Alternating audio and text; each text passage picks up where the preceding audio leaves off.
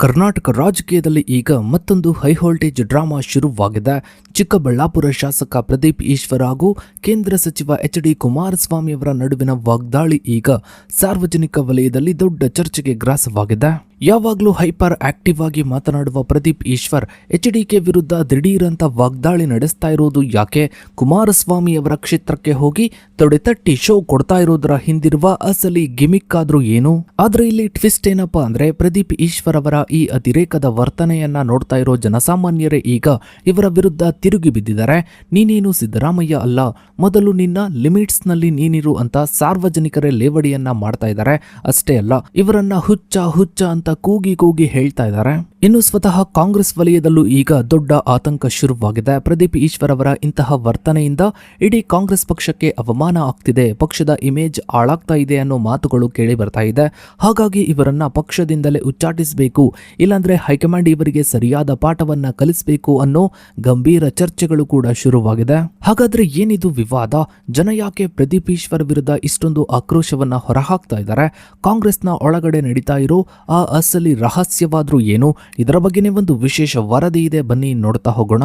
ಸ್ನೇಹಿತರೆ, 2026ರ ಜೂನ್ ತಿಂಗಳಿನಲ್ಲಿ ಕರ್ನಾಟಕ ಕಾಂಗ್ರೆಸ್ ಮಹತ್ವದ ನಾಯಕತ್ವ ಬದಲಾವಣೆಗೆ ಸಾಕ್ಷಿಯಾಯಿತು. ಕಾಂಗ್ರೆಸ್ ಹೈಕಮಾಂಡ್ನ ಆಂತರಿಕ ಒಪ್ಪಂದದಂತೆ ಆಗಿನ ಮುಖ್ಯಮಂತ್ರಿ ಅಂದ್ರೆ ಮಾಜಿ ಮುಖ್ಯಮಂತ್ರಿ ಸಿದ್ದರಾಮಯ್ಯನವರು ತಮ್ಮ 3 ವರ್ಷಗಳ ಯಶಸ್ವಿ ಅವಧಿಯನ್ನು ಪೂರ್ಣಗೊಳಿಸಿ ಅಧಿಕಾರದಿಂದ ಕೆಳಗಿಳಿದ್ರು. ತದನಂತರ 8ನೇ ಬಾರಿಗೆ ಶಾಸಕರಾಗಿ ಆಯ್ಕೆಯಾದ ಡಿ.ಕೆ. ಶಿವಕುಮಾರ್ ಅವರು ಜೂನ್ 3, 2026ರಂದು ಕರ್ನಾಟಕದ ಮುಖ್ಯಮಂತ್ರಿಯಾಗಿ ಪ್ರಮಾಣ ವಚನವನ್ನ ಸ್ವೀಕರಿಸಿದ್ರು.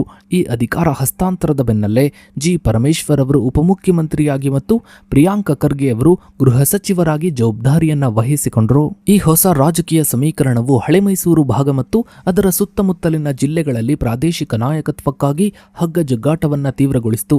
ಇದೇ ರಾಜಕೀಯ ತಲ್ಲಣಗಳ ಹಿನ್ನೆಲೆಯಲ್ಲಿ ಚಿಕ್ಕಬಳ್ಳಾಪುರದ ಕಾಂಗ್ರೆಸ್ ಶಾಸಕ ಪ್ರದೀಪ್ ಈಶ್ವರ್ ಅವರು ಕೇಂದ್ರ ಸಚಿವ ಹಾಗೂ ಜೆಡಿಎಸ್ನ ನಾಯಕ ಎಚ್.ಡಿ. ಕುಮಾರಸ್ವಾಮಿಯವರ ವಿರುದ್ಧ ಹಠಾತ್ ವಾಗ್ದಾಳಿಯನ್ನ ನಡೆಸಲು ಆರಂಭಿಸಿದ್ರು.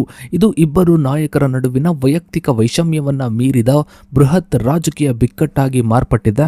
ಸ್ನೇಹಿತರೆ, ಪ್ರದೀಪ್ ಈಶ್ವರ್ ಅವರು ದಿಢೀರನೆ ಎಚ್.ಡಿ. ಕುಮಾರಸ್ವಾಮಿ ಅವರನ್ನ ಗುರಿಯಾಗಿಸಿಕೊಂಡು ವಾಗ್ದಾಳಿಯನ್ನ ನಡೆಸಲು ಕಾರಣವಾಗಿದ್ದು ಇವರ ವೈಯಕ್ತಿಕ ಪರಿಶ್ರಮ. ನೀಟ್ ಅಕಾಡೆಮಿ ಸುತ್ತಲಿನ ವಿವಾದ, ಅಕಾಡೆಮಿಯ ನಾಗರಿಕ ಸೌಲಭ್ಯ, ಸಿಎ ನಿವೇಶನದ ಲೀಸ್ ಹಂಚಿಕೆಯಲ್ಲಿ ಅಕ್ರಮ ನಡೆದಿದೆ ಎಂಬ ಜೆಡಿಎಸ್ ಮತ್ತು ವಿರೋಧ ಪಕ್ಷಗಳ ಆರೋಪಗಳು ಶಾಸಕರನ್ನ ರಕ್ಷಣಾತ್ಮಕ ಸ್ಥಿತಿಗೆ ತಳ್ಳಿದ್ವು. ಇದರ ಪ್ರತಿಕಾರವಾಗಿ ಪ್ರದೀಪ್ ಈಶ್ವರ್ ಅವರು ಕುಮಾರಸ್ವಾಮಿಯವರ ವೈಯಕ್ತಿಕ ಜೀವನದ ಮೇಲೆ ದಾಳಿಯನ್ನ ಮಾಡಲು ಮುಂದಾದರು.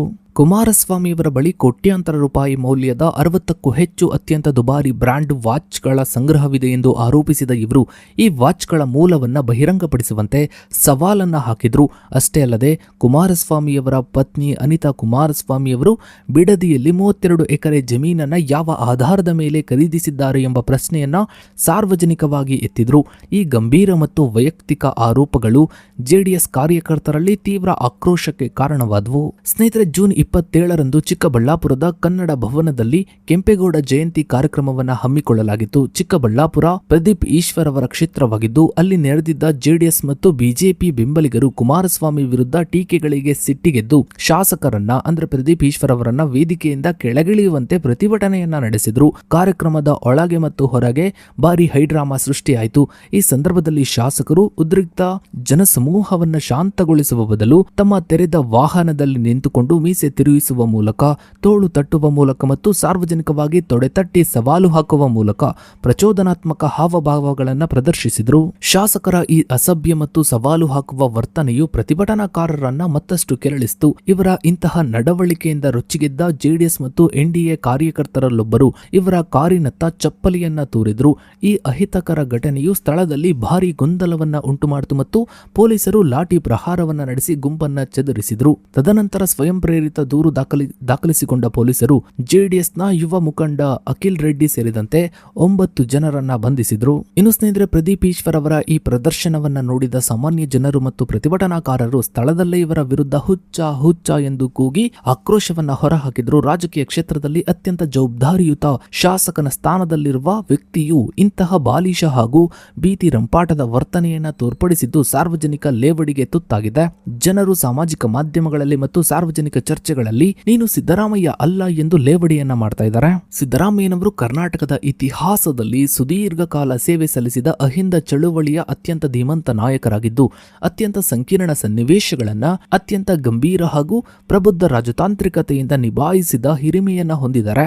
ಆದರೆ ಪ್ರದೀಪ್ ಈಶ್ವರ್ ಅವರು ಸಣ್ಣ ಪುಟ್ಟ ಆಕ್ಷೇಪಗಳಿಗೂ ಕಣ್ಣೀರು ಹಾಕುವುದು, ಮೀಸೆಯನ್ನ ತಿರುಗಿಸುವುದು ಮತ್ತು ಜಾತಿ ವೈಷಮ್ಯದ ಕಾರ್ಡ್ ಅನ್ನ ಪ್ಲೇ ಮಾಡುವುದು ಇವರ ಅಪ್ರಬುದ್ಧ ರಾಜಕೀಯವನ್ನ ತೋರಿಸುತ್ತದೆ ಎಂದು ಜನಸಾಮಾನ್ಯರು ಹೇಳ್ತಾ ಇದ್ದಾರೆ. ಪ್ರದೀಪ್ ಈಶ್ವರ್ ಅವರು ಸಿದ್ದರಾಮಯ್ಯನವರನ್ನ ಕಾಪಿ ಮಾಡಲು, ಸಿದ್ದರಾಮಯ್ಯನವರ ಸೋಗು ಹಾಕಲು ಯತ್ನಿಸ್ತಾ ಇದ್ದಾರೆ ಹೊರತು ಅವರಲ್ಲಿ ಸಿದ್ದರಾಮಯ್ಯನವರ ಕನಿಷ್ಠ ರಾಜಕೀಯ ಘನತೆ ಮತ್ತು ಗಾಂಭೀರ್ಯ ಇಲ್ಲ ಎಂದು ಜನರು ಮುಖಾಮುಖಿಯಾಗಿ ಕಟುವಾಗಿ ಟೀಕಿಸ್ತಾ ಇದ್ದಾರೆ. ಇನ್ನು ಸ್ನೇಹಿತರೆ, ಈ ಇಡೀ ಹೈಡ್ರಾಮಾ ಮತ್ತು ಪ್ರದೀಪ್ ಈಶ್ವರ್ ರವರ ಈ ವರ್ತನೆಯು ಆಡಳಿತ ಪಕ್ಷ ಅಂದ್ರೆ ಕಾಂಗ್ರೆಸ್ ಪಕ್ಷಕ್ಕೆ ಸಾರ್ವಜನಿಕವಾಗಿ ಭಾರಿ ಮುಜುಗರವನ್ನು ತಂದಿಟ್ಟಿದೆ. ಗಲಭೆಯ ನಂತರ ಸಿದ್ದರಾಮಯ್ಯನವರ ಮನೆಗೆ ತೆರಳಿದ ಪ್ರದೀಪ್ ಈಶ್ವರ್ ಕಣ್ಣೀರು ಹಾಕಿದ್ರು ಸಹ ಮುಖ್ಯಮಂತ್ರಿ ಡಿ.ಕೆ. ಶಿವಕುಮಾರ್ ಅವರು ತೀವ್ರ ಗರಂ ಆಗಿದ್ದಾರೆ. ಒಕ್ಕಲಿಗ ಸಮುದಾಯದ ಪ್ರಮುಖ ಐಕಾನ್ ಆದ ಕೆಂಪೇಗೌಡ ಜಯಂತಿ ಎಂದೇ ಇಂತಹ ವಿವಾದ ಎಬ್ಬಿಸಿದ್ದು ಸಮುದಾಯದ ಮತದಾರರನ್ನ ಕಾಂಗ್ರೆಸ್ನಿಂದ ದೂರ ಮಾಡಬಹುದು ಎಂಬ ಆತಂಕ ಮುಖ್ಯಮಂತ್ರಿಗಳದ್ದಾಗಿದೆ. ಈ ಕಾರಣಕ್ಕಾಗಿಯೇ ಮುಖ್ಯಮಂತ್ರಿ ಡಿ.ಕೆ. ಶಿವಕುಮಾರ್ ಅವರು ಪ್ರದೀಪ್ ಈಶ್ವರ್ ಅವರಿಗೆ ಫೋನ್ ಮಾಡಿ ಕಠಿಣ ಶಬ್ದಗಳಿಂದ ತರಾಟೆಗೆ ತೆಗೆದುಕೊಂಡಿದ್ದಾರೆ ಎಂಬ ಚರ್ಚೆಗಳು ಕೂಡ ನಡೀತಾ ಇದೆ. ಇಂತಹ ಗಿರಾಕಿಗಳಿಂದ ಕಾಂಗ್ರೆಸ್ ಪಕ್ಷಕ್ಕೆ ಅವಮಾನವಾಗುತ್ತಿದ್ದು ತಕ್ಷಣವೇ ಇವರನ್ನ ಪಕ್ಷದ ಶಿಸ್ತು ಸಮಿತಿಯ ಮೂಲಕ ಅಮಾನತುಗೊಳಿಸಬೇಕು ಅಥವಾ ಪಕ್ಷದಿಂದ ಉಚ್ಚಾಟಿಸಬೇಕು ಎಂಬ ಗಂಭೀರ ಚರ್ಚೆಗಳು ಕಾಂಗ್ರೆಸ್ನ ಆಂತರಿಕ ವಲಯದಲ್ಲಿ ಮತ್ತು ಸಾರ್ವಜನಿಕವಾಗಿ ಆರಂಭವಾಗಿವೆ. ಮತ್ತೊಂದೆಡೆ ಬಿಜೆಪಿಯ ಸಂಸದ ಡಾಕ್ಟರ್ ಕೆ ಸುಧಾಕರ್ ಮತ್ತು ಜೆಡಿಎಸ್ನ ನಿಖಿಲ್ ಕುಮಾರಸ್ವಾಮಿ ಅವರು ಈ ದಾಂಧಲೆಗೆ ಮತ್ತು ಸಾರ್ವಜನಿಕ ಪ್ರಚೋದನೆಗೆ ಶಾಸಕ ಪ್ರದೀಪ್ ಈಶ್ವರ್ ಅವರೇ ಮುಖ್ಯ ಕಾರಣವಾಗಿದ್ದು ಇವರನ್ನ ಈ ಗಲಭೆ ಪ್ರಕರಣದಲ್ಲಿ ಮುಖ್ಯ ಆರೋಪಿ ಎಂದು ಹೆಸರಿಸಿ ತಕ್ಷಣವೇ ಬಂಧಿಸಬೇಕು ಎಂದು ಆಗ್ರಹಿಸಿದ್ದಾರೆ. ಅಮಾಯಕ ಯುವಕರ ಮೇಲೆ ಸುಳ್ಳು ಎಫ್ಐಆರ್ ದಾಖಲಿಸಿ ಬಂಧಿಸಲಾಗಿದೆ ಎಂದು ಪ್ರತಿಭಟನೆಗಳು ತೀವ್ರಗೊಂಡಿವೆ. ಪಕ್ಷದ ಗೌರವಕ್ಕೆ ಮಸಿ ಬಳಿಯುತ್ತಿರುವ ಶಾಸಕರನ್ನ ಪಕ್ಷದಿಂದ ಉಚ್ಚಾಟಿಸದೇ ಇದ್ರೆ ಕಾಂಗ್ರೆಸ್ ಮುಂದಿನ ದಿನಗಳಲ್ಲಿ ಭಾರಿ ರಾಜಕೀಯ ಬೆಲೆ ತರಬೇಕಾಗುತ್ತದೆ ಎಂಬ ಅಭಿಪ್ರಾಯಗಳು ತೀವ್ರಗೊಂಡಿವೆ. ಒಟ್ಟಾರೆಯಾಗಿ ಚಿಕ್ಕಬಳ್ಳಾಪುರ ಕ್ಷೇತ್ರದ ಈ ಬೆಳವಣಿಗೆಗಳು ಪ್ರದೀಪ್ ಈಶ್ವರ್ ಅವರ ರಾಜಕೀಯ ಭವಿಷ್ಯವನ್ನ ಸಂದಿಗ್ಧತೆಗೆ ತಳ್ಳಿವೆ. ರಾಜಕೀಯದಲ್ಲಿ ಆಕ್ರಮಣಕಾರಿ ವರ್ತನೆಯು ಕೆಲವೊಮ್ಮೆ ಗಮನ ಸೆಳೆಯಬಹುದಾದರೂ ಸಾರ್ವಜನಿಕ ಜೀವನದಲ್ಲಿ ಸಂಯಮ ಮತ್ತು ಘನತೆ ಅತ್ಯಂತ ನಿರ್ಣಾಯಕ ಪಾತ್ರವನ್ನ ವಹಿಸುತ್ತದೆ. ಪ್ರದೀಪ್ ಈಶ್ವರ್ ಅವರ ಈ ಪ್ರಚೋದನಾತ್ಮಕ ನಡೆಗಳು ಮತ್ತು ಸ್ವಯಂ ಘೋಷಿತ ಸವಾಲುಗಳು ಸಾಮಾನ್ಯ ಜನರಲ್ಲಷ್ಟೇ ಅಲ್ಲದೆ ಸ್ವತಃ ಆಡಳಿತ ಪಕ್ಷ ಅಂದ್ರೆ ಕಾಂಗ್ರೆಸ್ ನಾಯಕತ್ವದಲ್ಲೂ ತೀವ್ರ ಅಸಮಾಧಾನವನ್ನ ಮೂಡಿಸಿದೆ. ಮುಖ್ಯಮಂತ್ರಿ ಡಿ.ಕೆ. ಶಿವಕುಮಾರ್ ಅವರ ನೇತೃತ್ವದ ನೂತನ ಸರ್ಕಾರವು ಇಂತಹ ವಿವಾದಗಳಿಂದ ದೂರವಿದ್ದು ಆಡಳಿತಾತ್ಮಕ ಯಶಸ್ಸನ್ನ ಸಾಧಿಸಲು ಬಯಸ್ತಾ ಇರುವಾಗ ಪ್ರದೀಪ್ ಈಶ್ವರ್ ಅವರ ನಡವಳಿಕೆಯು ಸರ್ಕಾರಕ್ಕೆ ದೊಡ್ಡ ಹೊರೆಯಾಗಿ ಪರಿಣಮಿಸಲಿದೆ.